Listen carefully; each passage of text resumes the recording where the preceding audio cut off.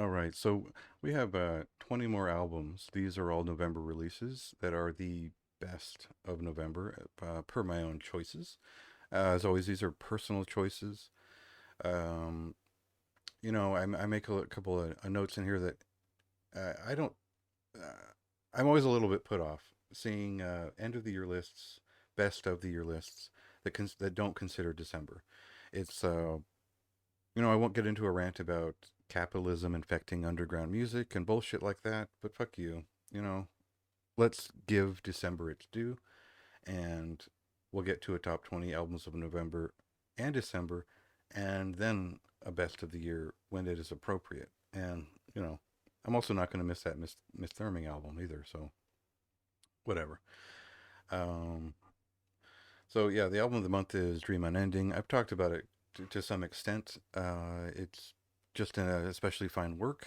I interviewed uh, Derek about it, the guitarist, and a little bit about the last album, and uh, so I knew where this was coming from.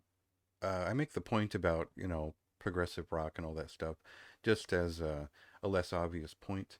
It's a death doom metal album with a lot of feeling behind it. There is some progressive influences. It is just not you're not going to hear the usual bullshit on this record, and I thought that stood out. It's also a very sentimental and expressive record with a lot of great big death metal moments that are few and far between. So gauge your own interest. Otherwise, it was just the one that stood out for me. Um, Otherwise, yeah, I'm just as passionate about this Encircle album. I think Deeper is a little bit of an unexpected turn from the band right before they split up. I think that it's very much been overlooked, and it's introspective on a level that you just don't necessarily get even from post-punk influenced death metal, or I'm sorry, heavy metal, and traditional heavy metal in general. So, if I'm just in passing, I would say if you like the direction Later in Solitude was heading in, there's some of that influence here, but there's also some of their own evolution making tuneful heavy metal music, and it's an interesting thing to come from a speed metal band in the first place. Um, Jade's The Pacification of Death is what I would call a grower in the sense that it was very impressive. It seemed a little single minded to start, but as I listened to it more and more, and I've continued to listen to it beyond the review phase, um, it's resonant and continually impressive. I think that it definitely, I like, if it had released a couple of months earlier, it'd probably be um, I'd probably have arrived at that conclusion sooner, but as is, this rating has gone up for this record. What is it? It's a form of death doom metal with a unique approach to the vocals. There are, it is a death metal band inherently. It is a death doom metal record, and you could just say, well, it's a little bit of Hooded Menace, a little bit of Bolzer, and there you go. But it's not. That's not quite exactly what it is. But it's close enough, and it's a great record, which you know I would recommend. Mythosphere. This is their debut. It's a heavy doom metal band that have some progressive metal influences and some classic heavy rock influences. It's one of my favorite traditional heavy metal records of the year. I think everything that these folks do comes with a lot of feeling and thought, and like when you listen to heavy metal, you know passion when you hear it, and you hear it here on Pathological. They have a lot to say. There's a lot of meaning behind each song, and the performances sell that. It's similar thoughts on Pale Divine, which is somewhat related, and Beals of Fuzz, which is more directly related. So yeah, that's an obvious recommendation for me if you follow what I'm interested in. And yeah, Encryptment is a death metal band from Sweden, Stockholm, I think. And we could call this the Death Crust album and be done with it, but that wouldn't be specific enough because there's blackened death metal influences, some pretty exceptional guitar work on here that leans into what I would consider Well, I hate to use the term neocrust, but it's think of Martyr Dodd and Tragedy and some of those guitar techniques that are used to, maybe there's even a little bit of earlier Kveler talk and that kind of thing in there too. But it's not like a rock and swinging album; it's a death metal album. So those things rarely work together so well. And this album was very memorable for me. Um, it was something I've continually returned to because it is reasonably paced. It's not too demanding of a listen, but there's a lot of fine detail, and the recording is especially fine. So it all comes together for me on this record. I think it's been a little bit underrated. Uh, and if you like bands like Bombs of Hades, but you felt like they never fully got there with something that was maybe a little more modern, uh, this would be a good place to go look for that kind of thing. Speckles have a second EP after many years, and well, who the hell is that, right? It's this is the some of the people who now feature in Sweven, the next band from the fellow who was sort of the lead songwriter for the tail end of Morbus Chron, and that's a style of music that I particularly love. It's a modern form of progressive death metal that is influenced by both heavy rock and heavy metal, and is also especially atmospheric, sentimental, and particularly fine in its expressive movements. So um, this is closer to like Sweven than it is like Cadaveric Fumes, but you'd like both either way, and so I would recommend that. And Aurora Borealis is a long-standing black death metal band, blackened death metal band, um, who are like all the classics from that sort of early '90s influenced era, coming off of thrash metal. There, there's a high standard that they've always set that is there in all of their music, and they seem like a lot more steady in threading the how can I say it? The discography all makes a lot of sense in progression. They sort of honed in on the best aspects of the last two records and found a little bit more of a technical blackened approach here that works very well. Sometimes it reads more like a black thrash metal band. Sometimes it reads a little bit more brutal, like an Angel Corpse, type of thing. And I didn't feel like enough people were even talking about it, for being like one of their best albums, and just a band that should be an institution at this point for like U.S. death metal and black metal fans. So if you like Absu or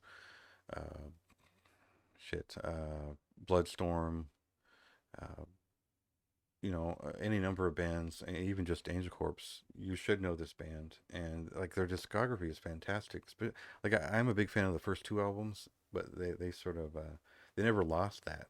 They was always a very professional, great band. So anyway, that deserved a nod here.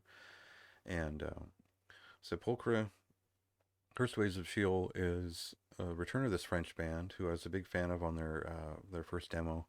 And this EP takes on a little bit more of a death doom aspect, which of course, I'm a fan of, and I think they do it especially well.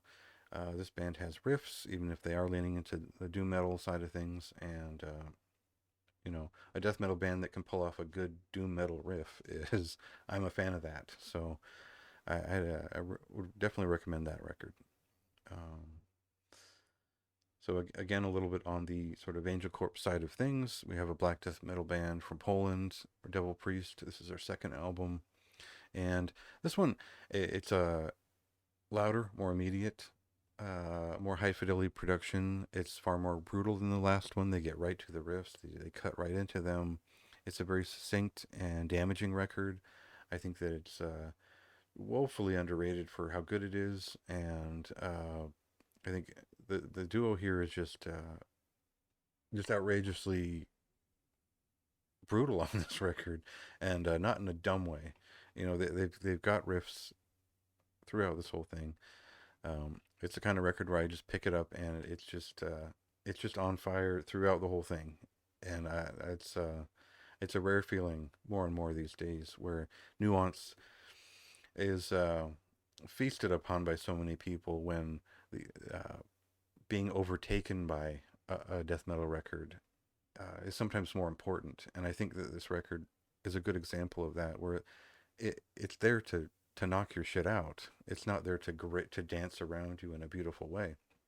And it really made it stand out for me that this was especially fine work, and particularly a great drummer.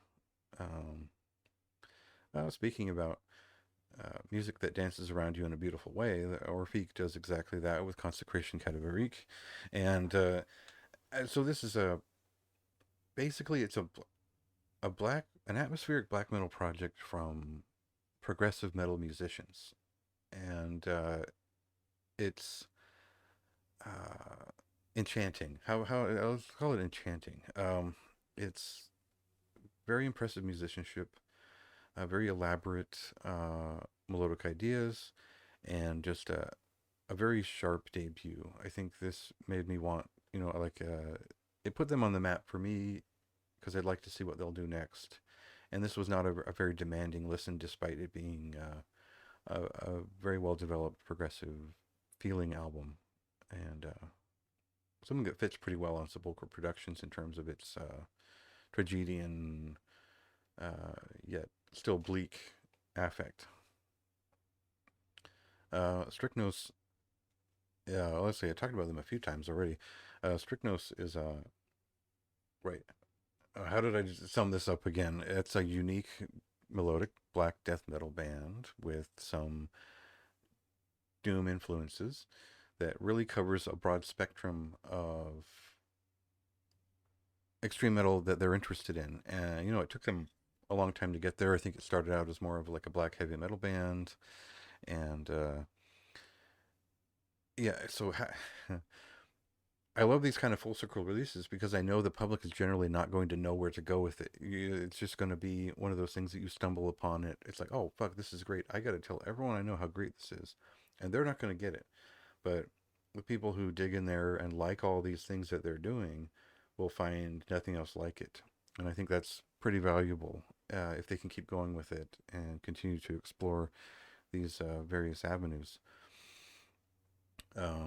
So, by virtue of all the things they're throwing in here in terms of style, the result is inherently dynamic. And I think that is really what I've been looking for lately in extreme metal, is something that doesn't necessarily cover all bases, but at least covers some emotional spectrum if they're going to go into something heavily nuanced and not just barking mad obvious. So I thought it was a especially good record that maybe a lot of people would overlook. Um, Campfire are a pretty well known, well celebrated, especially in Europe, pagan black metal band who they've never really fallen off the truck. They've always kept their identity through a lot of pretty varied results over the years.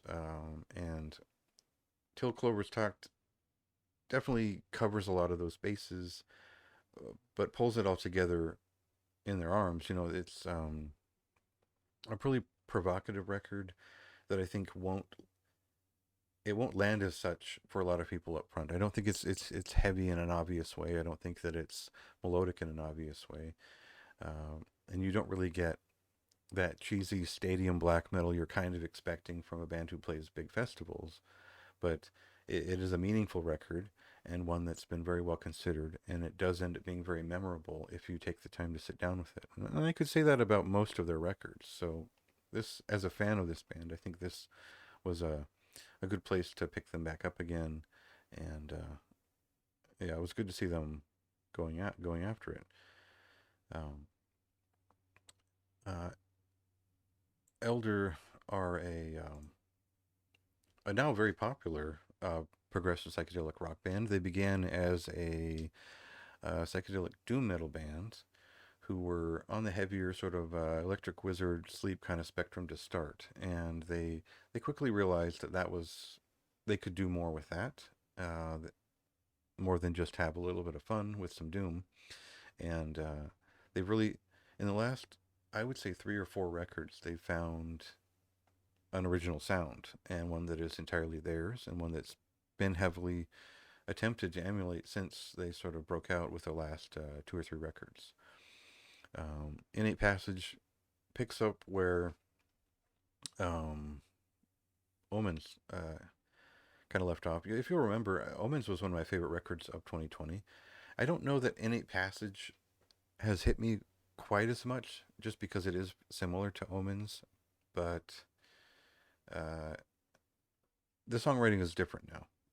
And I mean, it's they're going for a little bit longer, a little more involved pieces that are, let's call them, more uniform. And the structure is less interesting to me, but the hooks are still there. So I'll warm up to it, but I know this one needs some time. A couple weeks later, I'm finally ready to start reviewing it, but I wanted to include it on here because um, I'd already sat with it and enjoyed it, and this is sort of a known quantity that is one of the more exceptional records of November, and it's quite obvious if you're already a fan of the band why I would enjoy it.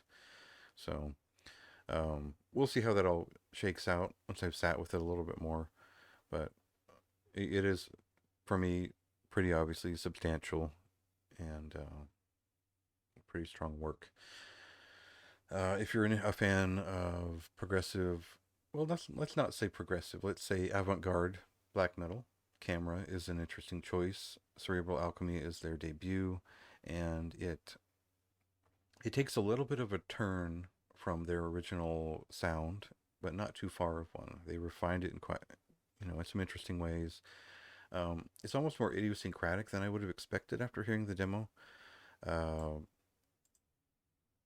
some of the more obvious Norwegian black metal influence from the avant-garde spectrum is still there, but their implementation of it is not quite as obvious as it would seem, and it makes for a unique, haunting sort of album.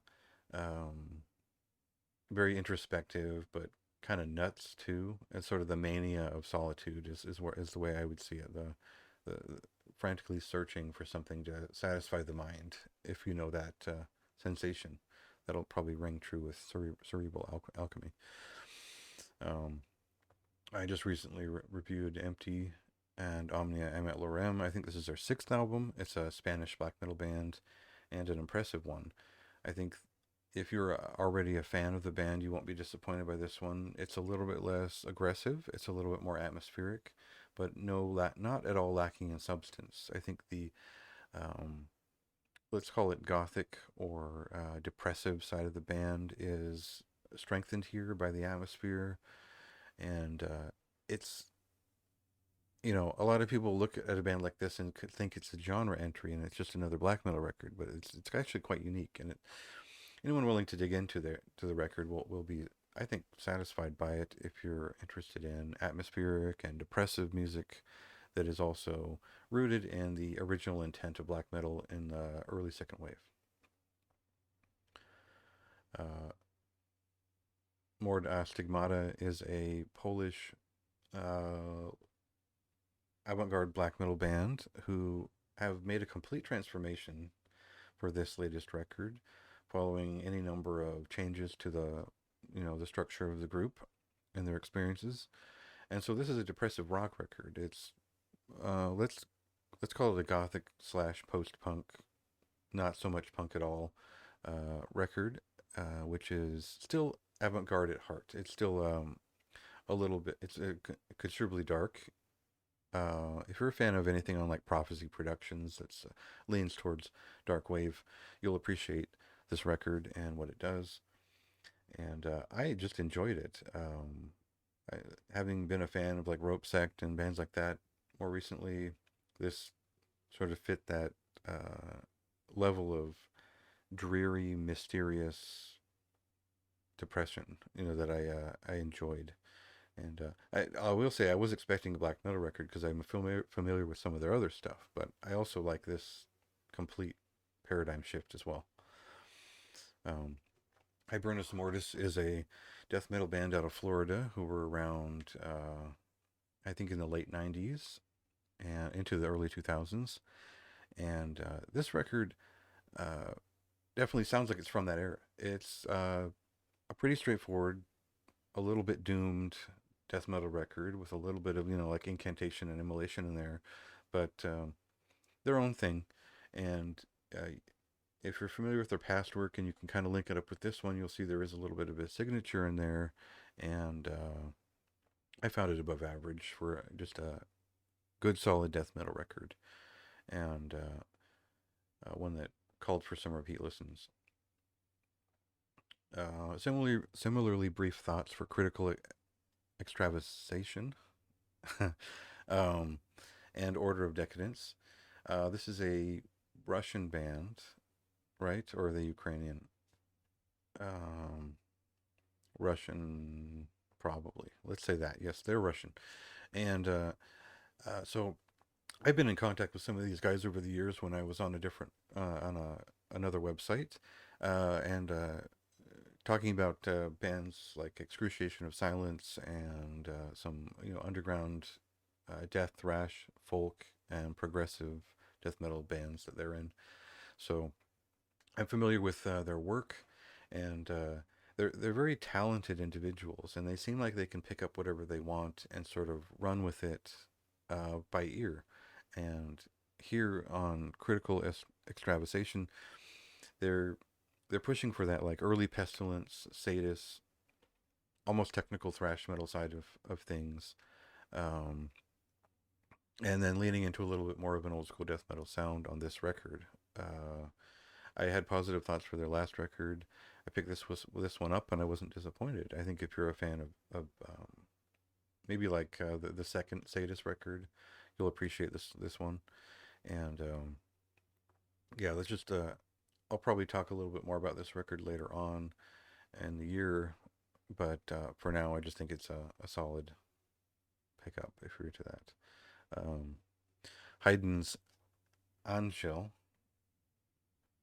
is a pretty short progressive jazz rock record from a former avant-garde black metal band. Sort of a similar situation as Mortis Stigmata, but this is more attuned to a unique rhythm. It does incorporate a little bit of the black metal percussive ideas, and it's a short avant noir record that I found just very interesting, very easy to pick up and listen to.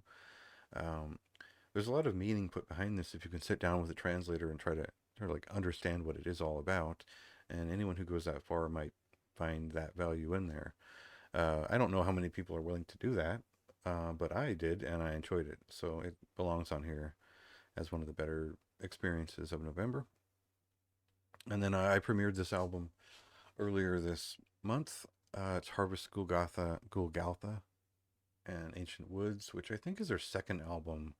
And this, consider their sound sort of like an abstract, incantation-esque, atmospheric black death metal sound, which has a unique approach to the vocals that gives it this sort of tribal, almost like doomed war metal feeling.